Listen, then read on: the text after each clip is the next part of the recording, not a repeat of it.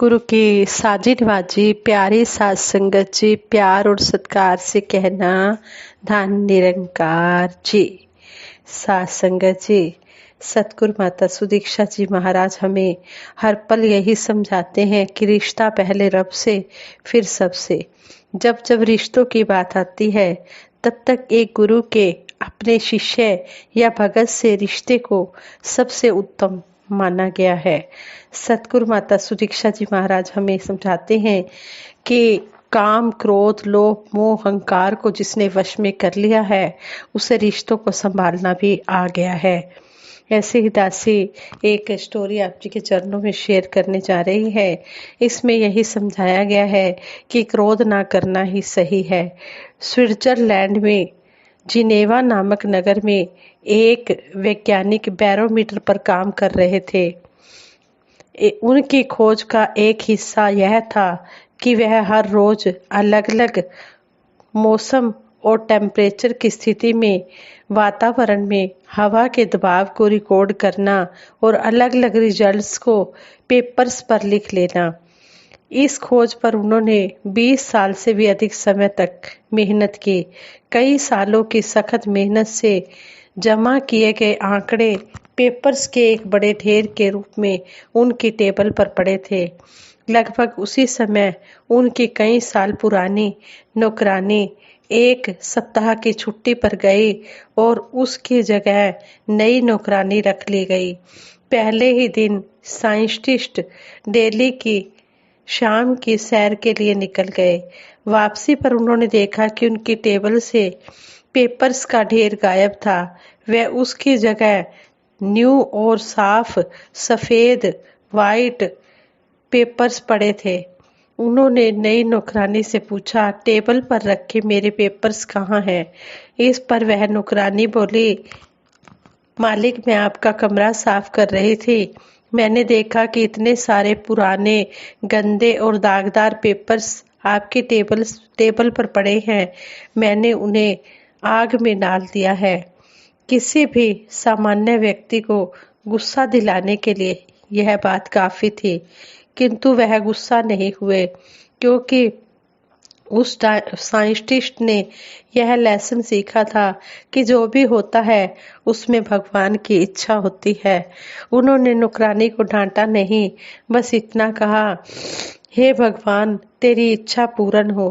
प्रसंग का सार यही है कि गुस्से को कंट्रोल में करने के लिए सबसे आसान तरीका यह है कि ऐसा मानो कि भगवान जो करता है वही हमारे लिए सबसे अच्छा होता है, चाहे उस समय यह बात विपरीत ही क्यों ना लग रही हो।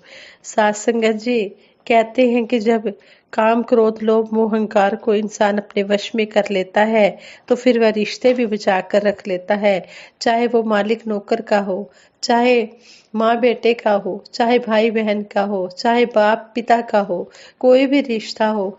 जब अहंकार नहीं होता, काम, क्रोध, लोभ, मोह, अहंकार नहीं होता तो सारे रिश्ते बचे रहते हैं। इसी तरह हमें सतगुरु माता सुदीक्षा जी महाराज कहते हैं कि सबसे पहला रिश्ता जो है हमारा गुरु और शिष्य का होता है।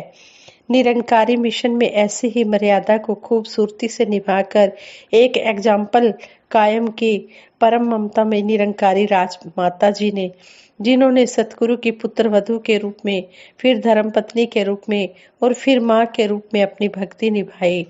जगत माता बुद्धवंती जी का जीवन भी रिश्तों को जिम्मेदारी से निभाने का एग्जाम्पल रहा। युग प्रवर्तक बाबा गुरबचन सिंह जी महाराज ने भी शहनशाह जी को पिता से पहले सतगुरु के रूप में मानते हुए उनकी पूजा की और उनके आदेशों का पालन किया। बाबा बूटा सिंह जी ने भी अपने भक्तों से एक पिता जैसा रिश्ता निभाया। शहनशाह बाबा अवतार सिंह जी महाराज ने स्वयं गुरु पद से निवृत्त होकर बाबा गुरबचन सिंह जी महाराज के शिष्य के रूप में अद्भुत भक्ति का प्रूफ दिया। इसी श्रृंखला में सतगुरु बाबा हरदेव सिंह जी महाराज ने भी एक कमाल की मिसाल कायम की। उन्होंने हर रिश्ते को, चाहे वो एक बेटे के रूप में था, पिता के रूप में था, भाई के रूप में था, एक भगत के रूप में, एक मित्र या फिर एक गुरु के रूप में, हर रूप में उन्होंने संपूर्ण कर्तव्य को निभाया। युग निर्माता माता सुविंदर हरदेव जी महाराज का भी जब जिक्र आता है तो उनके करुणामयी और सशक्त स्वरूप का सहसा ही ख्याल आ जाता है। उन्होंने अनुशासन और गुरु मर्यादा को हमेशा प्योरिटी दी। आज वक्त के रहनुमा सतगुरु माता सुदीक्षा जी महाराज भी लगातार उसी मर्यादा का प्रमाण दे रहे हैं। हर रिश्ते को प्रेम और मैत्री भाव से निभाते हुए सभी भक्तों को परमात्मा से दृढ़ रिश्ता बनाने की प्रेरणा देते चले आ रहे हैं। अगर निरंकारी राजपिता जी रमीट जी का जिक्र करें तो एक अनूठी भक्ति की छवि हमारे सामने आती है। अपनी जीवन संगिनी को सतगुरु रूप में पूर्ण समर्पण और सम्मान के साथ साथ सभी भक्तों से जो करुणामयी रिश्ता निरंकारी राजपिता जी ने स्थापित किया, वह अपने आप में एक प्रेरणा का रूप है। दुनिया के सभी रिश्ते शीशे की तरह बड़े नाजुक होते हैं, जो अनेक बार एक छोटी सी गलतफहमी किसी संदेह के कंकर से टूट जाते हैं या उनमें कई ऐसी दरारें पड़ जाती हैं कि वो दूर से ही साफ नजर आने लगती हैं। संसारिक रिश्ते तो अक्सर ऐसी किसी न किसी भाव से जुड़े होते हैं जो समय के साथ बदल जाते हैं। आमतौर पर संसार में सबसे गहरा रिश्ता माँ और बेटे का होता है, माँ और बच्चे का होता है। माँ अपने तन से ही अपनी संतान को जन्म देती है। वह कहीं भी हो, उसके जहन में हमेशा अपने बच्चे का ही ख्याल रहता है। माँ और बच्चे का प्रेम अपंतव के कारण है। इस अपंतव की वजह से ही अपनी कोख में पल रहे बच्चे के साथ माँ के प्रेम की तार जुड़ जाती है। माँ की डेली रूटीन, उसका ध्यान, उसका संसार सब अपनी औलाद के इर्द गिर्द ही रहता है। उम्र के साथ साथ संतान की प्राथमिकताएं कई दिशाएं लेती हैं। संतान का कैरियर, उसकी गृहस्थी, उसके अपने सपने इतने विशाल हो जाते हैं कि अब उसके पास अपने माँ बाप के लिए कुछ पल व्यतीत करने के लिए समय ही नहीं होता। अब उसका अपना संसार ही उसकी प्राथमिकता बन जाता है और वह नए नए रिश्तों को निभाने में बिजी हो जाता है। इसी प्रकार हमें अपने सगे संबंधी, दोस्त, मित्र, कारोबार, धन दौलत, पद प्रतिष्ठा आदि ताकतों का लगाव कुछ समय तक अपने नशे में रखता है। यह रिश्ते नाते सपनों की तरह कुछ समय के लिए तो अच्छे सच्चे लगते हैं। ये कभी हंसाते हैं, कभी रुलाते हैं, कभी अपने से और कभी बेगाने से लगते हैं। इन रिश्तों की आयु बहुत छोटी होती है। अक्सर देखा गया है कि रिश्तों द्वारा ठुकराया गया इंसान जल्दी से दोबारा उठने लायक नहीं रहता और जीवन की निराशा उसे नेगेटिविटी की ओर ले जाती है। उसका जीवन बोझिल हो जाता है।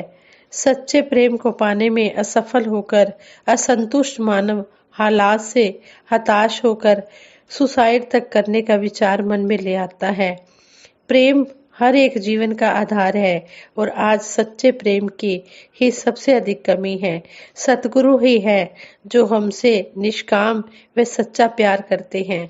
सतगुरु प्रेम देना जानते हैं और यह प्रेम के बदले में कुछ मांगते नहीं हैं।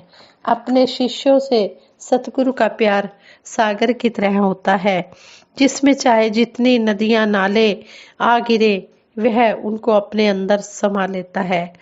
सतगुरु भी हमारे अनगिनत गुनाहों, कमजोरियों व अवगुणों को अपने दया के सागर में छिपाकर हमें पावन निर्मल निरंकार का ज्ञान देकर इसका स्थायी सहारा बख्श देता है, जो कभी हमारा साथ नहीं छोड़ता।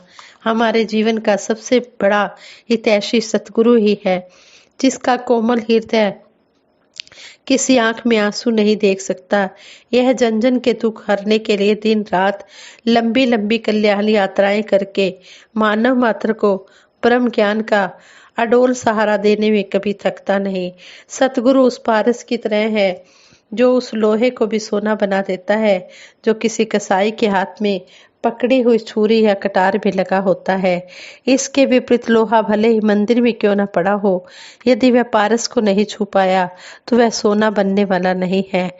इसी प्रकार जो इंसान सतगुरु की शरण में आ जाता है, वह चाहे जपी तपी हो या पापी हो, सतगुरु उसको निरंकार का ज्ञान देकर संत बना देता है।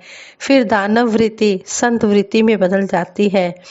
बुरा इंसान भी सच्चाई की राह पर चलकर एक संत महात्मा बन जाता है। सतगुरु से हमारा रिश्ता रूहानी है। सतगुरु ही रूहों का स्वामी है। इससे हमारा नाता किसी दुनियावी लेन देन का नहीं है। सतगुरु तो मूल तत्व प्रभु से जुदा हुई आत्मा को परमात्मा से मिला देता है। सतगुरु का प्यार हमारी भक्ति की गागर को अपने प्रेम के सागर में डुबोकर हमारा लोक सुखी और परलोक सुहेला करता है। इस सच्चे रिश्ते को निभाने में गुरसिख बहुत कमजोर होता है। मायावी आकर्षण इसे अपनी ओर खींच लेते हैं, लेकिन सतगुरु अपना विरत निभाता है और इस सच्चे रिश्ते को लक्ष्य की ओर ले जाता है। हमें बुराई से मोड़कर हमें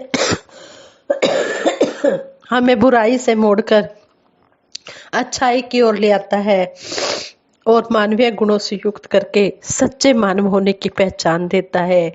हमारा सारे रिश्तेदारों से सच्चा रिश्तेदार हमारा गुरु है। सारे रिश्तेदारा विचों यह रिश्ता पक्का है। ये गुरु और शिष्य का जो रिश्ता है ये बिल्कुल पक्का है। जो दुनियावी रिश्ते हैं ये तो कभी रूठ जाते हैं, कभी टूट जाते हैं, कभी मना लेते हैं, कभी मान जाते हैं, लेकिन जो सतगुरु का भगत के साथ रिश्ता होता है यह अटूट रहता है और यही रिश्ता सगा होता है। सारे रिश्तेदारा विचों यह रिश्ता सक्का है। यही रिश्ता हमारा सगा है। इसलिए हम क्यों ना सतगुरु के साथ निष्काम निरक्षित भाव से निरोल प्रेम करते हुए अपना रिश्ता सुंदर बनाएं। सतगुरु के चरणों में जुड़े रहें। यहाँ पर कोई स्वार्थ की भावना नहीं है। निष्काम निरक्षित भाव से हम सतगुरु के चरणों में जुड़े रहें। कोई स्वार्थ की भावना मन में न लाएं। सतगुरु सच्चा पातशाह उसी को अपने गले से लगाता है जो पाक साफ मन से होकर सतगुरु के चरणों में आ जाता है। ये अंतर्यामी है, घट घट वासी है, इसको सब पता है कौन क्या भाव लेकर आया है। ये उसी भाव से अपने गले से लगा लेता है। लेकिन हमारा फर्ज बनता है कि हम सतगुरु के चरणों में निष्काम निरक्षित भाव से आएं और सतगुरु की रहमतों को पाएं। साथ संगत जी विचार करते हुए बहुत सी गलतियां हुई होंगी, उन गलतियों के लिए आप जी क्षमा कर देना, आगे के लिए सुमत बख्शना। साथ संगत जी प्रेम से कहना, धन निरंकार जी।